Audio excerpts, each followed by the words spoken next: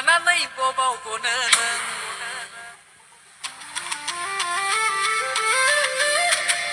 मोदोमफ्रु जाहामालाय नों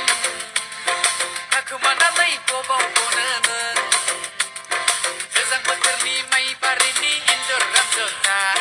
पिकनिक जानो थांगोन आंबो नोंजों जराखा। हेलो एवरीवन गोदान मोनसे भिडिअनि गेजेरजों नोंथांमोनखौ गासैखौबो बरायनानै लाग्रोबाय लोगोफोर ओरैनोथ' नोंथांमोना दायो भिडिअनि इन्ट्र' थाम्बनेल आरो टाइटेलावथ' नायनानै एसेब्लाबो हमनो हाखादों जानांगौ दे दिनै आं मानि सायाव भिडिअखौ लानानै फैदों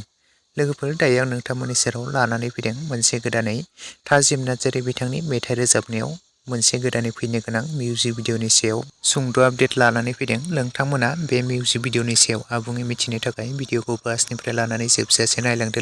लोगोफोर बिथां थाजिम नार्जारी बिथांनि मेथाइ रोजाबनायाव मोनसे गोदानै निउ इयारनि मोनसे स्पेसियेल सं फैनो थांगासिनो दं लोगोफोर बे मोनसे गोदानै फैनो गोनां निउ इयारनि स्पेसियेल संनि मुङानो जादों जाहामालाय लोगोफोर आरो बे मोनसे गोदानै फैनो गोनां निउ इयारनि मोनसे मेथाइनि लिरिक्स आरो कम्प'जखौ होदों रिंखां ब्रह्म बिथां मिउजिकखौ होदों सेम नार्जारी स' ओमफ्राय लोगोफोर बे मेथाइजों लोगोसेथ' गोदान मिउजिक भिडिअबो फैफाखायो लोगोफोर स' नोंथांमोना बे फैनो गोनां मिउजिक भिडिअनि सायाव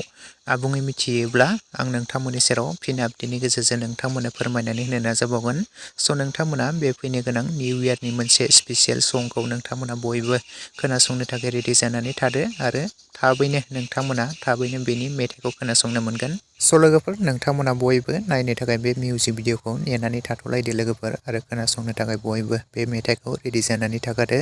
स' लोगोफोर लोगोसेनो दासिमनि सर्ट आपडेट भिडिअ बेखिनियावनो एन्ड थेंक इउ फर वाचिं।